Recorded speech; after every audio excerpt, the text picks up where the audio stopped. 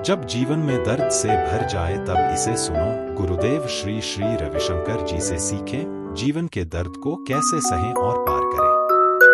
जीवन कभी फूलों का बाग होता है तो कभी कांटों की झाड़ी। जब सब कुछ अच्छा चल रहा हो तब तो मन प्रसन्न रहता है, लेकिन जब दुख, पीड़ा और असफलता घेर ले तब व्यक्ति खुद से ही हार मानने लगता है। ऐसे ही समय में गुरुदेव श्री श्री रविशंकर जी के विचार, ध्यान की विधियां और जीवन के प्रति उनका दृष्टिकोण आशा की एक नई किरण जगाते हैं। दर्द को दबाओ मत, देखो और स्वीकार करो। गुरुदेव कहते हैं, दर्द जीवन का हिस्सा है, दुख विकल्प है। हम सबका मन स्वभावतः दुख से बचना चाहता है, लेकिन जब आप दर्द का सामना करते हैं तो उसे भागकर नहीं बल्कि पूरी जागरूकता से देखो। जब आप दर्द को समझने लगते हैं तब वह आपको कुछ सिखाने आता है। ध्यान तकनीक, कुछ समय शांति से बैठें, आंखें बंद करें, अपने मन से पूछें, दर्द क्यों है? यह मुझे क्या सिखा रहा है? आप पाएंगे कि जवाब धीरे धीरे भीतर से आता है। हर अनुभव अस्थायी है, यह भी गुजर जाएगा।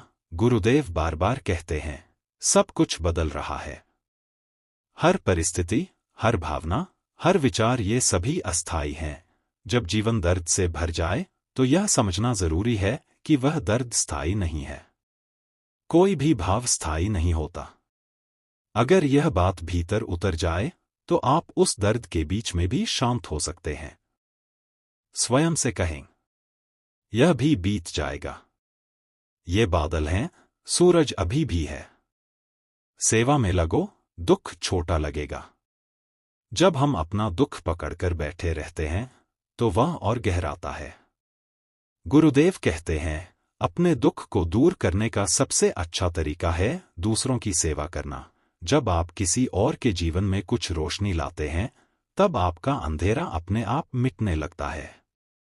सेवा आपको अपने छोटे से दुख से बाहर निकालकर व्यापक दृष्टिकोण देती है। प्रेरणा लें, किसी गरीब को खाना दें, किसी अकेले को समय दें, किसी बीमार को सहारा दें। आपको लगेगा, मैं अकेला नहीं हूं, और यह एहसास ही उपचार है। ध्यान और प्राणायाम से मन की सफाई करें। गुरुदेव का सबसे बड़ा संदेश यही है, ध्यान करो, सब ठीक हो जाएगा। दर्द शरीर में हो या मन में, ध्यान और प्राणायाम उसे पिघलाने का काम करते हैं। जैसे गंदगी से भरा कमरा साफ करके सुंदर बनाया जा सकता है, वैसे ही ध्यान से मन का मैल साफ किया जा सकता है। सरल अभ्यास, रोज सुबह 10 मिनट सुदर्शन क्रिया या भस्त्रिका प्राणायाम करें। दिन में 2 बार सिर्फ आंखें बंद करके अपने सांसों को देखें, इससे मन शांत हो जाएगा। खुद को दोष देना बंद करो। बहुत बार हम दुख में खुद को दोषी मानने लगते हैं। मुझसे गलती हो गई, मैं योग्य नहीं हूं, मेरे साथ ही क्यों होता है? ये विचार आत्मा को कमजोर करते हैं। गुरुदेव कहते हैं, तुम अपनी गलती नहीं हो। तुम अनंत ऊर्जा और प्रेम का स्रोत हो। स्वीकृति का मंत्र। अपने आप से कहो, मैं वही हूं जो मुझे होना चाहिए। मैं पूरी तरह से ठीक हूं। ब्रह्मांड मुझे संभाल रहा है। दुख का उपयोग जागरण के लिए करो।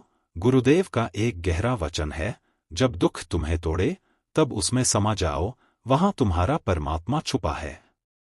दर्द आपको गहराई देता है, सतही जीवन से उठाकर आत्मा की खोज में ले जाता है।